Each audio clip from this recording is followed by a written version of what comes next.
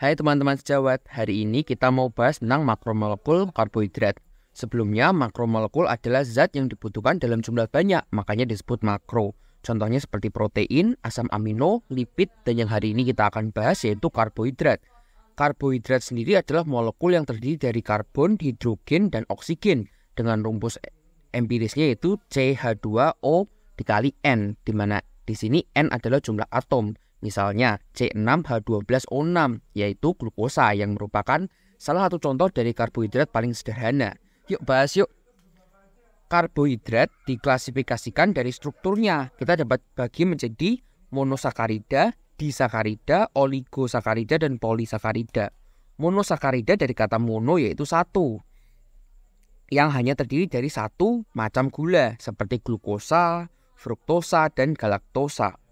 Kemudian ada disakarida dari kata di atau dua, di mana dia merupakan gabungan dari dua gula sederhana. Contohnya sukrosa yang merupakan gabungan dari glukosa dan fruktosa. Fun fact, ini gula yang paling manis. Atau laktosa, gabungan dari glukosa dan galaktosa. Ini gula-gula yang dijumpai pada susu. Kemudian ada maltosa, yaitu gabungan dari glukosa dan glukosa. Antara dua gula itu terhubung dengan yang namanya ikatan glikosidik. Kemudian ada oligosakarida, gabungannya lebih banyak lagi. Kata kuncinya beberapa gula tapi masih bisa dihitung oleh tangan. Contohnya rafinosa, yaitu campuran dari galaktosa, glukosa, dan fruktosa. Banyak sekali dijumpai di sayur. Dan juga ada stakiosa yang terdiri dari 4 gula, yaitu campuran dari 2 galaktosa, 1 glukosa, dan 1 fruktosa. Kemudian yang terakhir dan yang paling banyak yaitu polisakarida. Dari namanya sendiri, poli merupakan banyak, berarti banyak sakarida. Yang banyaknya itu tidak bisa dihitung oleh jari tangan, ya di atas 10. Contohnya ada starch atau pati atau yang disebut juga dengan amilum yang kita bisa jumpai di tepung, roti, dan nasi. Kemudian ada glikogen, yaitu gabungan dari banyak sekali glukosa yang merupakan cadangan energi di tubuh manusia. Dan juga ada selulose, namun ini tidak bisa dicerna oleh manusia. Contohnya apa? Rumput-rumputan hijau makanan sapi itu. Nah, ternyata banyak sekali ya karbohidrat, tetapi ada 3 macam.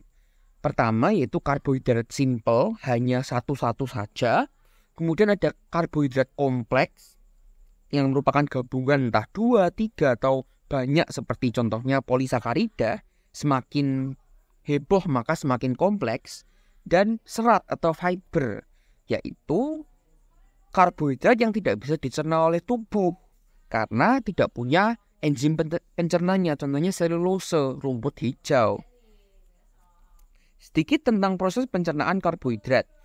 Yang masuk bisa berbagai macam, dari gula es teh manis hingga nasi goreng atau mungkin roti-rotian. Tapi yang pasti, karbohidrat yang dapat diserap oleh usus adalah karbohidrat dalam bentuk paling sederhana.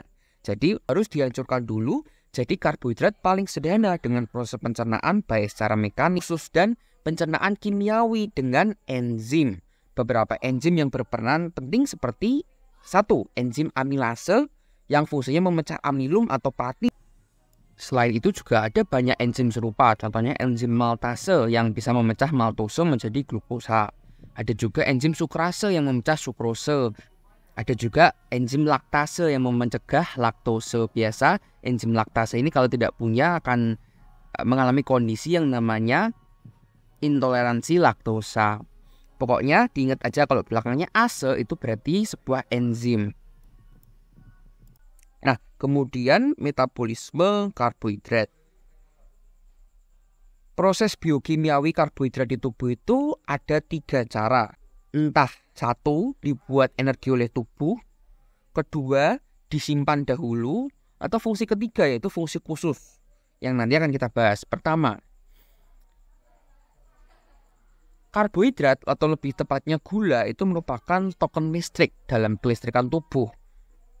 Ketika tubuh kita beraktivitas memerlukan energi. Energi ini datang dari metabolisme pemecahan glukosa menjadi energi dalam bentuk ATP atau adenosin trifosfat. Nah, energi ini didapatkan oleh 2 proses. Pertama, proses jika aerob atau ketika kondisi tubuh itu banyak oksigen yang akan melalui proses glikolisis, siklus Krebs, dan sistem transport elektron, atau dengan proses anaerob dengan proses fermentasi yang menghasilkan asam laktat. Contoh peristiwa yang memicu metabolisme anaerob adalah ketika tubuh sedang beraktivitas berat, seperti contohnya olahraga. Kita bahas sedikit ya tentang proses aerobik. Pertama adalah glikolisis yang membentuk 4 ATP namun juga mengkonsumsi 2 ATP di reaksi 1 dan 3 ya di awal-awal. Sehingga hanya menghasilkan final 2 ATP saja, pirufat dan 2 NADH. Sebelum pirufat bisa masuk ke siklus Krebs atau siklus asam sitrat, pirufat harus diubah dulu jadi asetil-CoA yang juga menghasilkan 2 NADH. Saat di siklus Krebs, oksigen diperlukan untuk membentuk 2 ATP, 6 NADH dan 2 FADH2 yang kemudian dilanjutkan di sistem transport elektron. Ya, kalian tahulah akhirnya bagaimana. Kalau kita jumlah berarti ada 6 ATP murni, 2 dari glikolisis dan 2 dari siklus Krebs. Kemudian ada 10 NADH, 2 dari glikolisis, 2 dari pembentukan asetil-CoA, dan 6 dari siklus Krebs. Serta ada 2 FADH2 dari siklus Krebs saja. Ingat bahwa NADH bernilai 2 ATP dan FADH2 bernilai 3 ATP. Sehingga kalau kalian total semua hasilnya 36 ATP. Sekarang yuk tengok proses anaerobik. Di sini awalnya sama jadi pirufat dulu, namun tidak bisa terjadi siklus Krebs karena tidak ada atau sedikit O2-nya, misal lagi olahraga berat.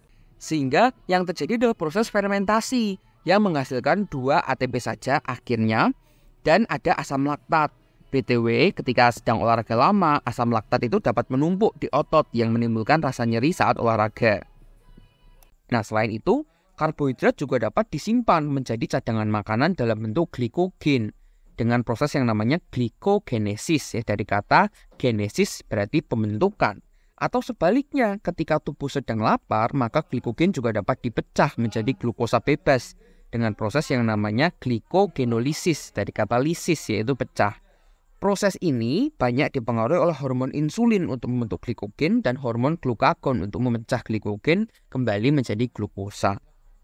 Dan terakhir, fungsi ketiga adalah fungsi khusus gula, yaitu untuk membentuk DNA. Sebelumnya coba lihat ini adalah struktur DNA kita. Dalam satu building block atau nukleotida ada fosfor, basa nitrogen, dan gula pentosa. Nah, gula pentosa itu juga perlu dibentuk dari karbohidrat sederhana yang dimetabolismekan tubuh dengan proses yang namanya pentose phosphate pathway atau HMP shunt menjadi gula pembentuk nukleotida rantai DNA.